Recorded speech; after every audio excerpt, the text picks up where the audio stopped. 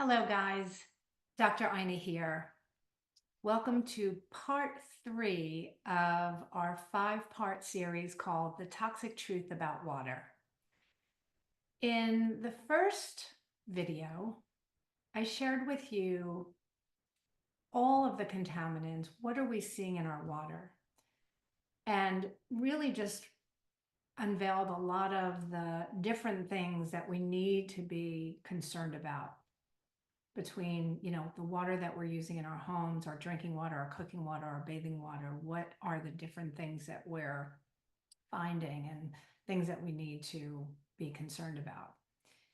In part 2, in the second video, I really honed in on chlorine and chlorine compounds, especially because a lot of people are unaware that when the government, the city officials are doing something that's important, there's often a downside that we're not aware of, we're not aware of. And so I feel it's my duty to share with you information so that you know. And so I did the chlorine test, I did the swish test, as we call it, to show you how quickly those chlorine compounds absorb through our membranes, so that when we're bathing and showering and washing our hands and doing all the other things other than drinking and cooking with that water, we're still absorbing those contaminants. For today, I'd like to go over just the common options that are out there. And I really want to identify not only the options, but the downside of those options. I'm going to be honest with you guys. Unfortunately, there's a lot of deception in the water filtration industry. A lot. And in our world, I feel like it's so important to be able to trust what's being told to you. And we can't always do that. And, it's kind of disturbing. So again, I'm sharing information with you because I want you to be in the know. I don't want you to be duped. Glenn and I were duped years ago into believing certain things that we now find to be antiquated technology or things that weren't as healthy for us as we thought. So I'm going to share that information with you, and just know that, feel free to always reach out to me if you want clarification with anything that I'm sharing with you. So what do people do? A lot of people are very aware that they need to filter their water. And that's really the key. We need to filter out all of these contaminants, the pharmaceuticals, the forever chemicals, the heavy metals, the microorganisms, the biologicals, as we call them, and all of the chlorine compounds.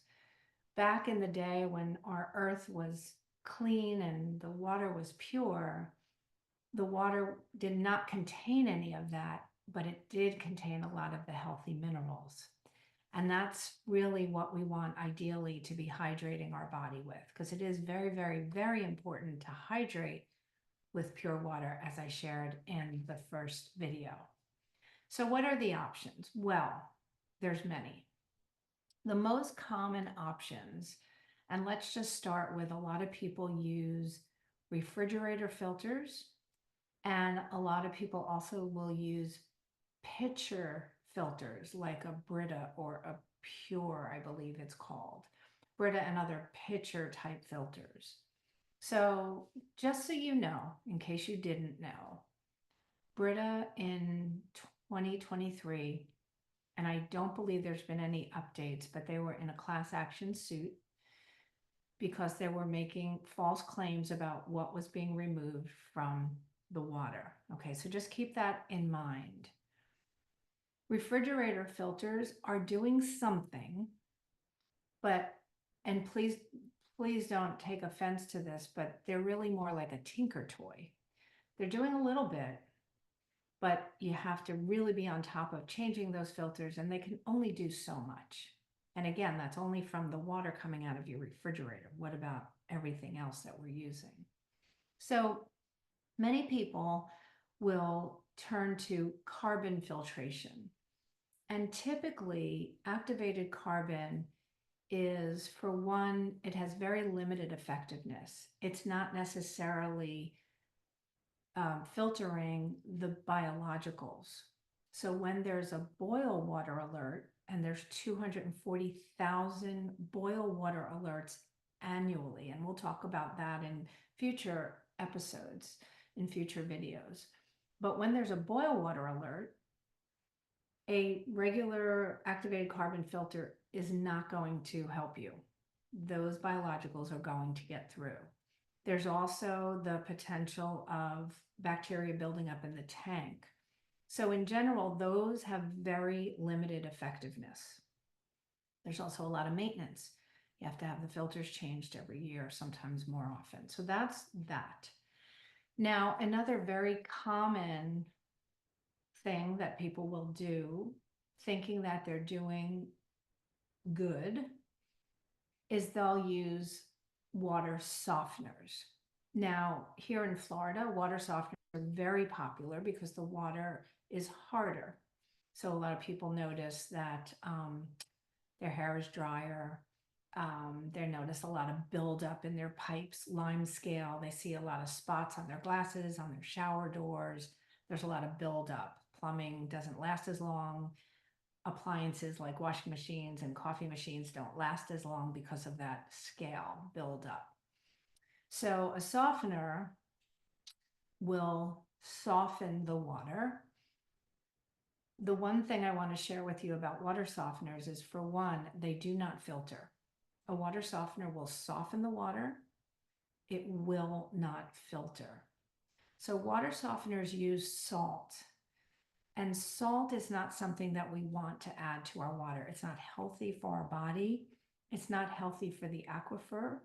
So they're actually, in some areas, water softeners are banned. But many people do get a softener because they like the way their hair feels better with it, and they like the idea of protecting their pipes and their plumbing. I totally get that. But again, it's not filtering. So we want to always know that, because a lot of people don't realize, they think that they're filtering their water because they have a water softener. It's not. Now, a lot of times companies will sell you a water softener, and then they'll also sell you a reverse osmosis to filter the water that you're drinking and cooking with. So let's talk about reverse osmosis, or RO for short. RO has been around for a long time.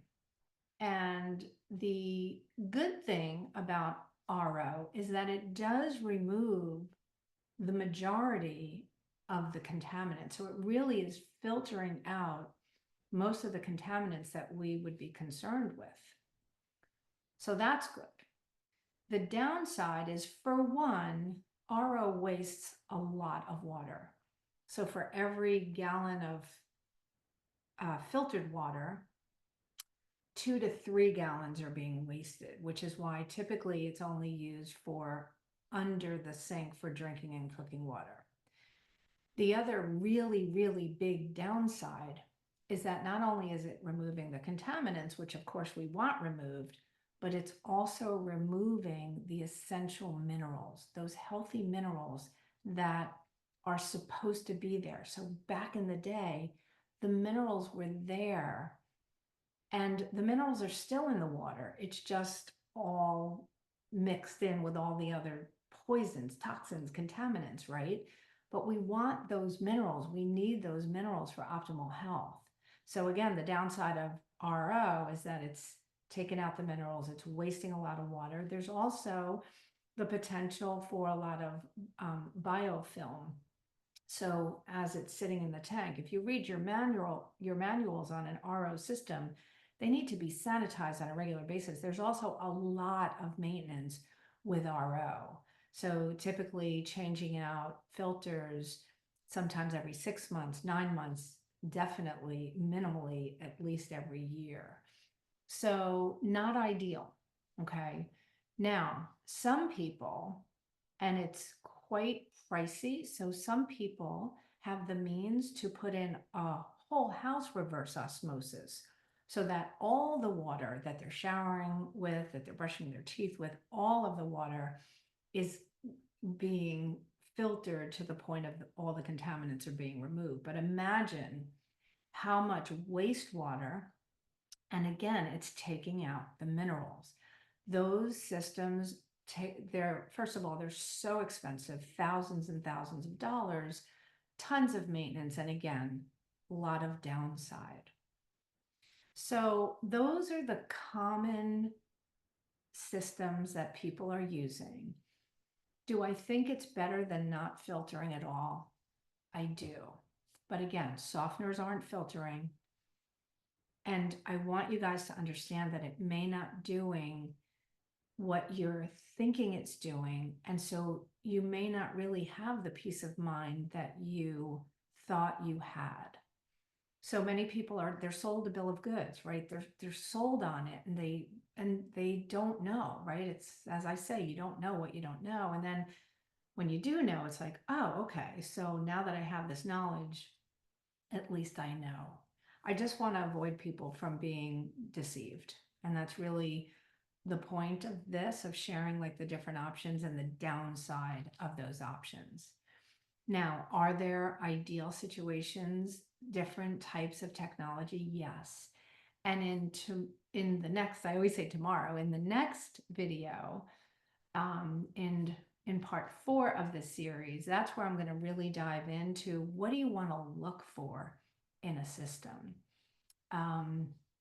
Because again, we don't want salt. We don't want wastewater. We don't want to remove the minerals. We don't want to have to worry about boil water alerts and that our water isn't safe enough to give our families. And a reminder again, it's not just what we're drinking and cooking with. It's all the water that's being absorbed in our body through our skin, breathing in the shower and so forth, those vapors, all of that has an impact on our health. All right. So hopefully that, gives you some information on, what to be aware of. And again, I'll be sharing things to look for in an optimal, ideal water filtration system. So that's it for today, for today's video for part 3. And like I said, I'll be back with part 4. So have a great one. Bye for now.